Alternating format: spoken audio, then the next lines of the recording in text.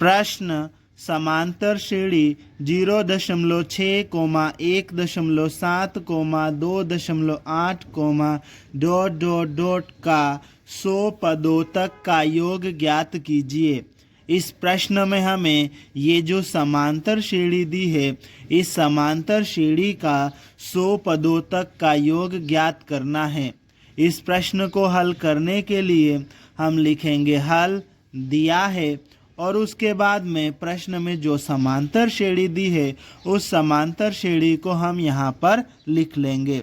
समांतर श्रेणी को लिखने के बाद हम इससे दो चीज़ें निकालेंगे, प्रथम पद और सार्वंतर। तो लिखेंगे यहाँ पर प्रथम पद a बराबर, इस समांतर श्रेणी का प्रथम पद कितना है 0.6, तो यहाँ पर हम लिख देंगे 0.6। ठीक है, अब हमें इसका सार्वंतर निकालना है, तो लिखेंगे सार्वंतर d बराबर। अब सार्वंतर कैसे निकालेंगे, दूसरे पद में से पहले पद को घटा देंगे, तो इसका दूसरा पद कितना है 1.7, इसमें से ये जो पहला पद है 0.6, इसको हम घटा देंगे। तो 1.7 में से 0.6 घटाएंगे तो कितना आ जाएगा हमारे पास में 1.1। हमें इस प्रश्न में ये जो समांतर श्रेणी दी है, इस समांतर श्रेणी के 100 पदों का योग ज्ञात करना है। ठीक है, मतलब इसमें पदों की संख्या कितनी हो जाएगी 100 हो जाएगी। तो पदों की संख्या n बराबर हम कितना लिख लेंगे यहाँ पर 100, तो इस प्रकार से n का मान 100 हो जाएगा। ठीक है, अब हमें चूंकि इस समांतर श्रेणी के 100 पदों तक का योग ज्ञात करना है, तो हमें n पदों के योग का सूत्र लगाना पड़ेगा। तो हम यहाँ पर लिख लेंगे सूत्र n पदों का योग Sn बराबर, और ये पूरा सूत्र यहाँ पर लिख लेंगे।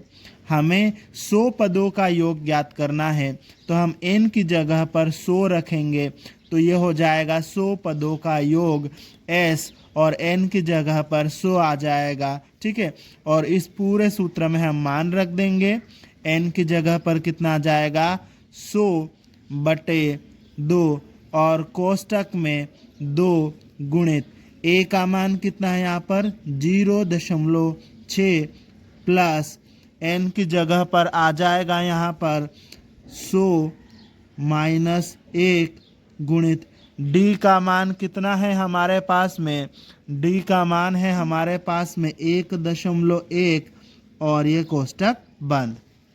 अब हम इसको थोड़ा सा आगे सोल्व कर लेते हैं, तो यहाँ पर ये आ जाएगा ये बराबर का चिन्ह। ठीक है, अब 100 में 2 से भाग देंगे, मतलब 100 का आधा करेंगे, तो कितना आ जाएगा यहाँ पर 50 आ जाएगा। ठीक है, और फिर कोष्टक के अंदर 0.6 में 2 से गुणा करना है, तो दशमलव को थोड़ी देर के लिए हम इग्नोर कर देते हैं, तो 2 का गुणा 6 के साथ में करेंगे तो कितना आ जाएगा 12 आ जाएगा। ठीक है, पर यहाँ पर तो दशमलव है, और कितने अंक के पहले दशमलव है, 1 अंक के पहले दशमलव है, तो गुणा करने के बाद में ये जो 12 आया है ना, इस 12 में 1 अंक के पहले दशमलव लगा देंगे, तो ये कितना हो जाएगा 1.2। ठीक है, अब ये हम प्लस लगा लेते हैं। ठीक, 100 में से 1 घटाएंगे तो कितना आ जाएगा हमारे पास में 99 आ जाएगा, फिर गुणित 1.1। अब ये बराबर का चिन्ह, ठीक, ये 50।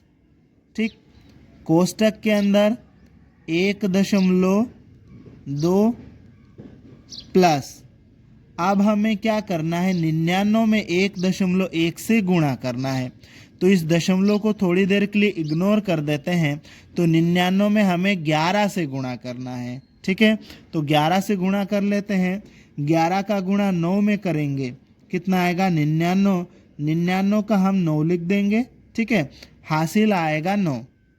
फिर 11 का गुणा 9 के साथ में करेंगे 99 और हासिल का 9 जोड़ेंगे तो कितना हो जाएगा, ये 108 हो जाएगा। ठीक है, पर यहाँ पर ये जो है ये 11 नहीं है, 1.1 है। यहाँ पर कितने अंक के पहले दशमलव लगा हुआ है, 1 अंक के पहले, तो हम यहाँ पर भी 1 अंक के पहले दशमलव लगा देंगे। ठीक है, अब आगे हम इसको सोल्व कर लेते हैं। तो यहाँ पर ये बराबर का चिन्ह आ जाएगा, ये 50 आ जाएगा। ठीक है, अब हमें इन दोनों को जोड़ना है। ठीक है, तो देखो दशमलव के बाद वाला अंक दशमलव के बाद वाले अंक से जुड़ जाएगा, तो 9 में 2 को जोड़ेंगे तो कितना आएगा, 11। 11 का क्या लिखेंगे हम, 1 लिखेंगे। ठीक है, हासिल कितना आया, 1। इस 1 को इस 1 में जोड़ेंगे 2, 2 को फिर 8 में जोड़ेंगे, कितना आ जाएगा, 10। ठीक है, 10 का 0 लिखेंगे, हासिल आएगा 1।